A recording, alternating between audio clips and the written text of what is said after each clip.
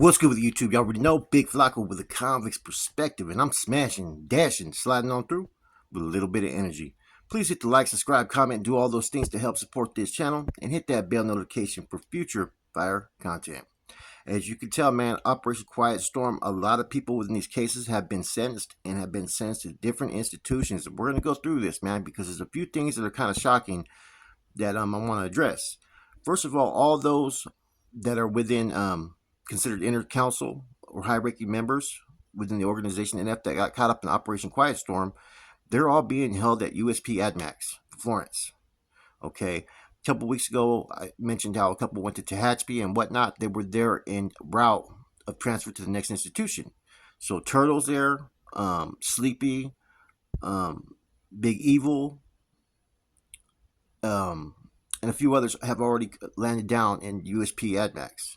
The only one within that inner council that held any type of rank and file that has not got there, right, has been one Estevan, Stephen Trujillo, who is actually in Springfield at a medical facility, which I don't know the ins and outs. I didn't know that he had any type of hard medical issues or concerns, but that's where he's being housed. Now, there's another suspect that we all are kind of familiar with if you're from San Jose. Eric Zarate, Baby G, from Saho Metal Fair, right? Now, his son was the one that got killed by a Crip out there in the streets a couple years ago. Now, he took a deal, as we already know, a while ago, got sentenced, and he's not in BOP custody at this time, and he's not in CDCR custody at this time. So I'm going to go out there on a limb and say that he's probably in Santa Clara County, still probably facing those charges with the retaliation murder for his son's murder, which happened right there next to the courthouse in the Santa Clara County Jail. Now, I thought that someone had already took the rap on that and that they were taking the deal and that the charges were going to pretty much be dismissed towards him so he could go do time in the feds. Apparently, they're not. And the only thing I can gather probably why is because he took such a light sentence in the feds that maybe they want to prosecute him here on the state. But if you look him up on BOP Inmate Locator, he is not in the feds. Now, Rocky Monte, right, who got busted out there in the Watsonville region, took a 5-year deal a while ago, and he's currently being housed in USP Pollock, which tells me one thing, that only those that they consider like generals, captains, inner council in the state are going to be housed at the AdMax Florence facility. All other ones are going to be pretty much housed in accordance to what their classification is, or whether they're North Daniel or whatnot. Now, there's one thing that stood out to me in doing a little bit more research on Operation Quiet Storm, is that there was an individual named Joshua Cortez that was indicted on the original indictment. But and he's 43 years old, right? And when I looked it up on BOP Inmate Locator, there was a Joshua Cortez, right, that was released on September 8th, 2021, 8 days before the indictment ever hit. And that there's nobody else by that name that has ever been in BOP custody. I looked him up and tried to see if he was on CDCR Inmate Locator. Couldn't find him. So the whereabouts of this individual or his standings or status or what happened, I have no idea. It's something that has to be looked into. I could have swore I maybe heard something about this individual in the beginning, but I don't want to sit there and put a false fucking label or title on somebody, man. But I'm almost positive that I heard this dude's name in the beginning, and it wasn't good what I heard, but I could be wrong.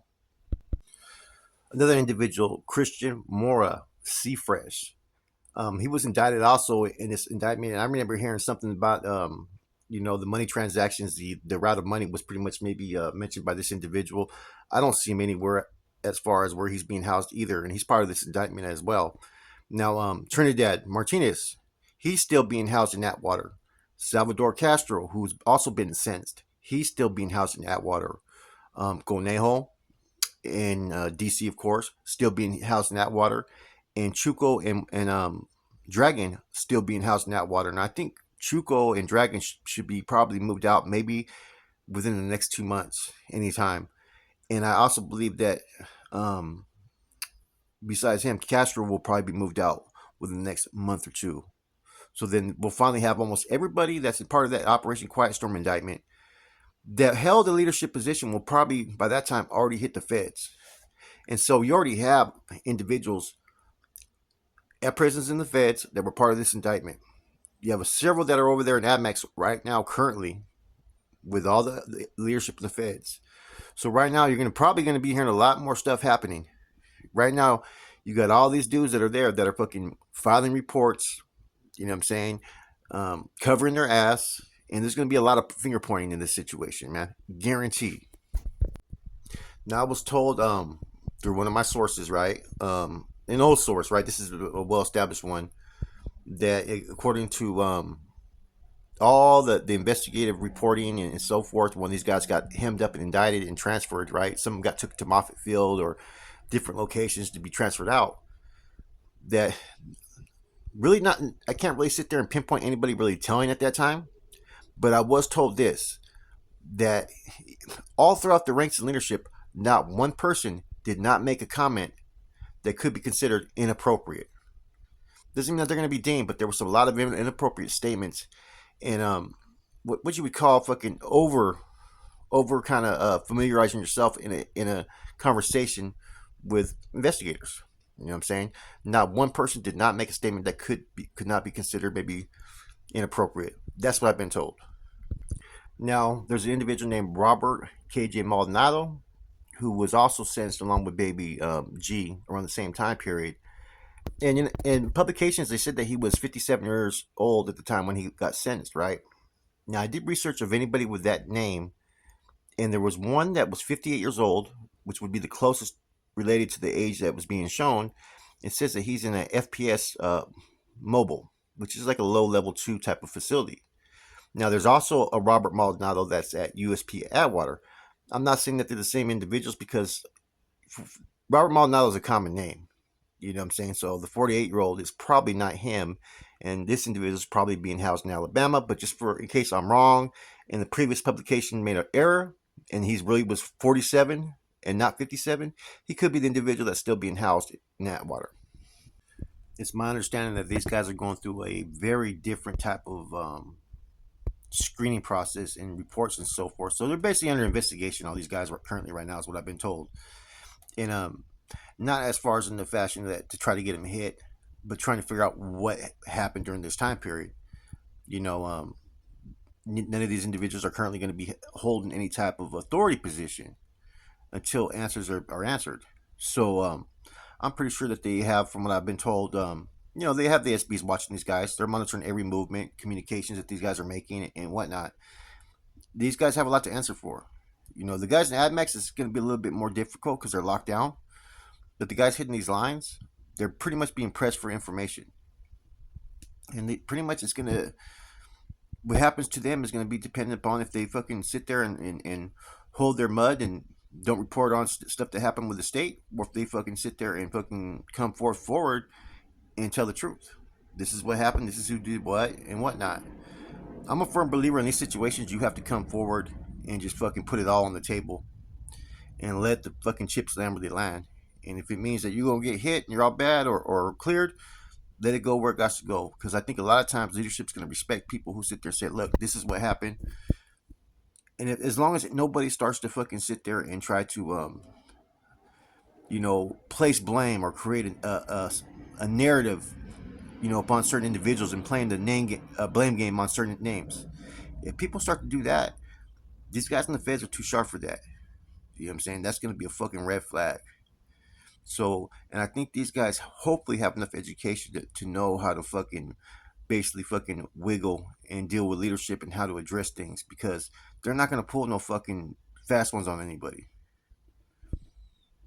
Now, as compared to indictments of the past, there wasn't as many people who elected to cooperate, from my understanding, on this one, because there really was not very many serious charges. A lot of it was mainly conspiracy cases. It was a weak case. Let's just keep it real. Very weak case.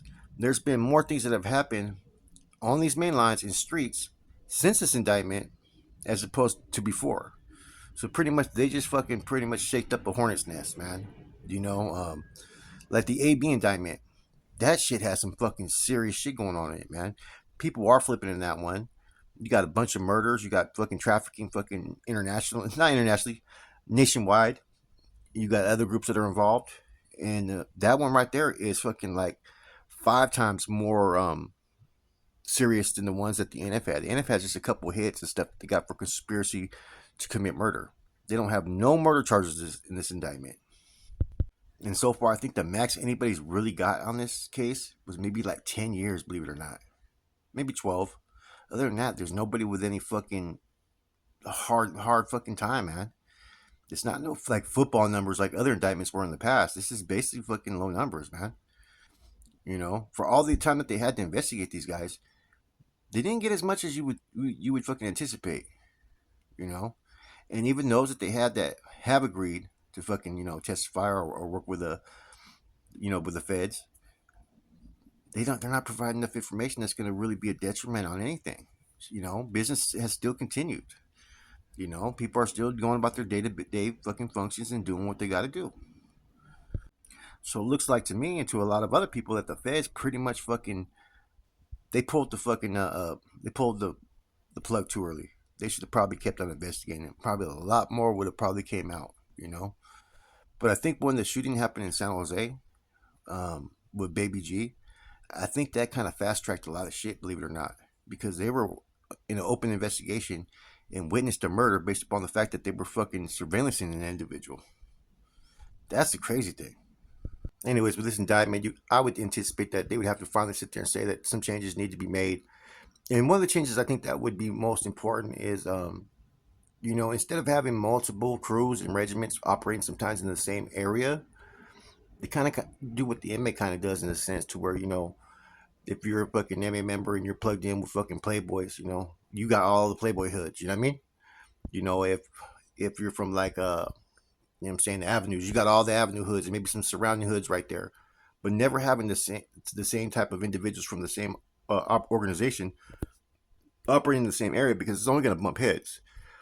Maybe they need to start assigning areas to certain people. Which they do. They do assign areas. Don't get me wrong, but sometimes you could be in the same area, and that's where the heads start bumping. Like when I was out there was literally one, two, three, four, five, six, like 7 or 8 of us out there that had crews, right?